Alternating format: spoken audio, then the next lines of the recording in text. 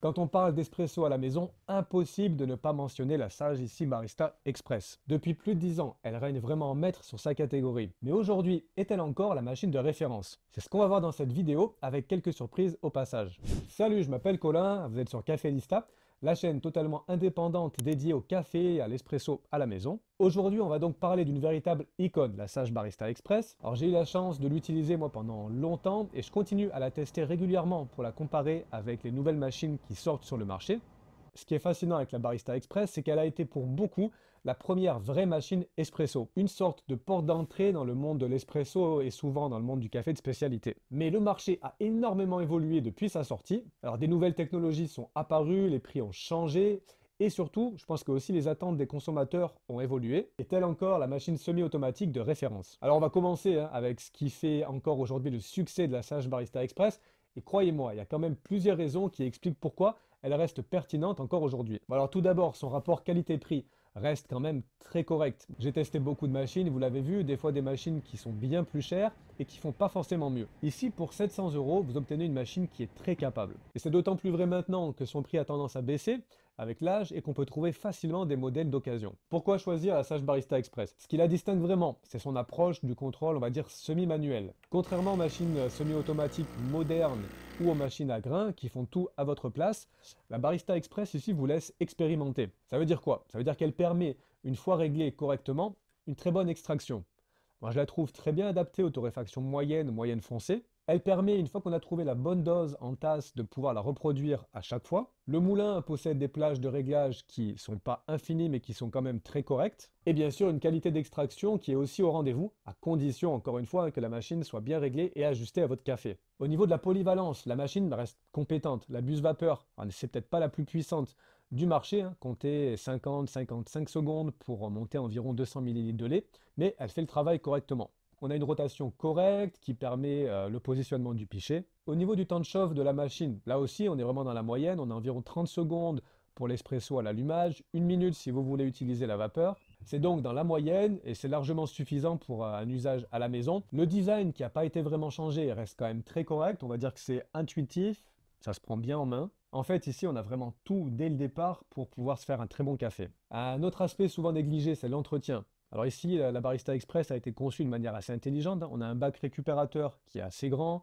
on a un nettoyage quotidien qui est rapide, un détartrage alors important à faire tous les 2 à 4 mois, mais là aussi, c'est bien expliqué, c'est bien fait. Un autre point fort ici, c'est qu'on a tout inclus dès le départ. On a le temper qui fait un travail correct même s'il n'est pas extraordinaire, le porte-filtre en 54 mm, les différents paniers. On a donc tout dès le départ, pas besoin de dépenser plus pour pouvoir se faire un bon café. Et enfin, un dernier, et peut-être l'un des plus grands atouts, c'est la communauté d'utilisateurs. On a des milliers et des milliers de personnes qui ont cette machine. Conclusion, si vous cherchez n'importe quel problème en ligne, vous trouverez des dizaines et des dizaines de solutions qui sont en général testées et approuvées. On a vraiment une base de connaissances collectives qui est importante et qui va être très utile, surtout quand on débute. Avant de continuer, j'ai un petit message pour vous. Si vous voulez comprendre l'art de l'espresso sans les termes compliqués, j'ai créé un guide qui démystifie l'extraction parfaite, de la mouture à la durée d'extraction. Pas de jargon compliqué, juste des conseils pratiques qui fonctionnent, c'est gratuit, c'est complet et ça pourrait bien changer votre café. Pour l'obtenir, c'est juste en dessous. Maintenant qu'on a vu les points forts, il faut aussi qu'on parle des limitations de la Sage Barista Express. Parce que, soyons honnêtes, aujourd'hui certaines commencent à se faire sentir. La première chose à comprendre, c'est que cette machine ne vous tiendra pas la main. Et c'est souvent une erreur que beaucoup de gens font. Contrairement aux nouveaux modèles comme la Barista Touch ou plus récemment l'Oracle Jet, ces machines vont vous guider étape par étape. Ici par contre, vous êtes un peu livré à vous-même. Et j'ai vu beaucoup de débutants s'arracher les cheveux pendant leurs premières semaines parce que l'extraction de l'expresso, c'est pas évident. Le café sort trop vite, trop lentement, pas assez de créma. Il faut expérimenter, ajuster, recommencer et gaspiller beaucoup de café. C'est formateur, mais ça peut être frustrant, surtout quand on débute, et surtout si on n'était pas au courant. Parlons maintenant aussi de la buse vapeur. Alors elle fait le travail, mais disons qu'elle prend son temps. Pour un cappuccino, comptez facilement 55 secondes pour monter le lait correctement. Ça reste normal ici puisque la machine a un thermobloc, on n'est pas sur une chaudière comme sur une machine classique. Si vous préparez plusieurs boissons lactées à la suite, ça peut devenir un peu frustrant.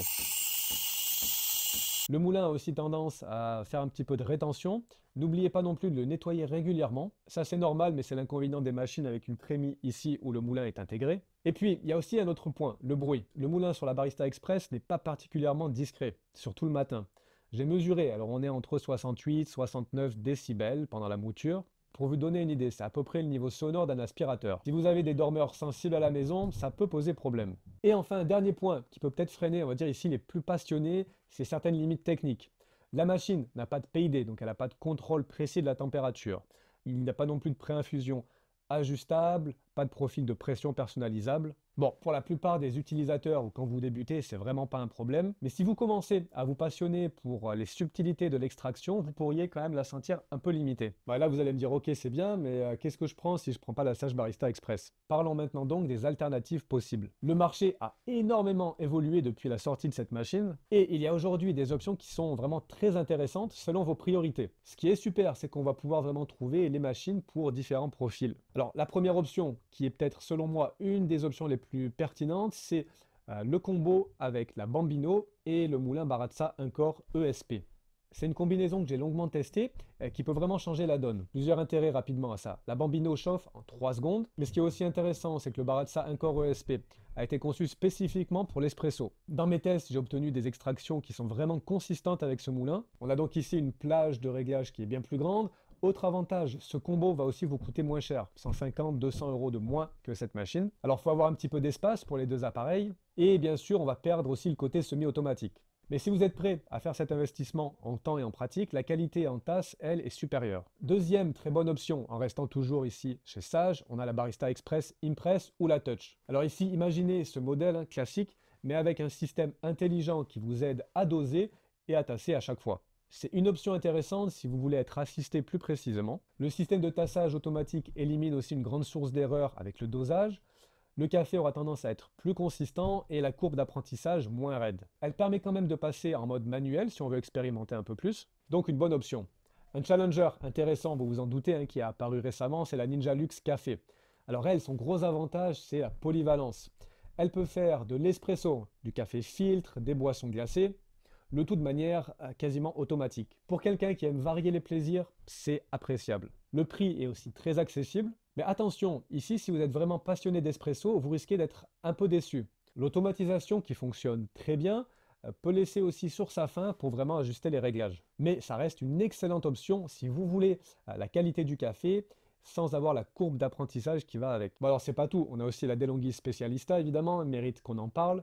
Elle propose une approche qui est quand même assez similaire à la Barista Express ou au modèle avec un peu plus d'automatisation. La construction, elle est solide, elle est plutôt intuitive à utiliser, mais ici, rien non plus de très novateur. On peut mentionner aussi la nouvelle KitchenAid, le modèle semi-automatique.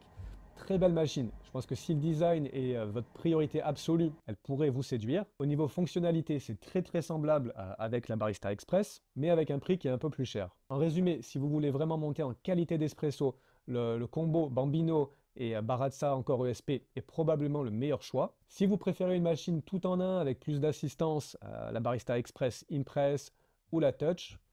Sinon, la Ninja Luxe, avec un budget un peu plus bas, est aussi excellente. Et puis les autres options peuvent aussi avoir leur mérite. Il y a quelque chose d'important dont on doit parler ici, c'est l'apprentissage. Si vous venez d'une machine à capsule ou d'une machine automatique, une machine à grains, la Barista Express peut quand même sembler intimidante au début. Cette machine permet de nous apprendre vraiment ce qu'est l'expresso. Chaque matin devient une petite leçon. Alors au début, vous allez probablement rater quelques cafés, j'en parle d'expérience. Mais petit à petit, vous allez commencer à comprendre. Vous allez remarquer que lorsque votre café coule trop vite, c'est souvent que la mouture est trop grossière. Bref, tout ça pour vous dire de ne pas vous laisser abuser par le mot automatique ou semi-automatique.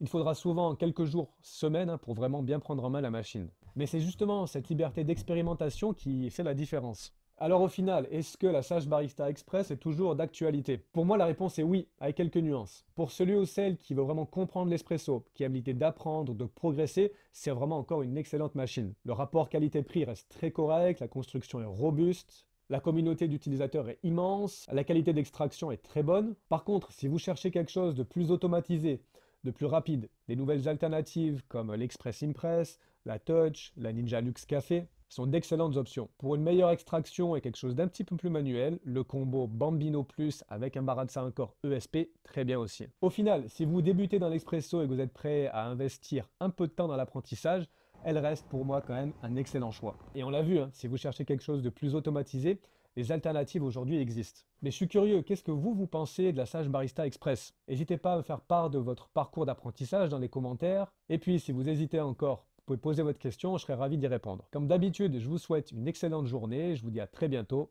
Ciao.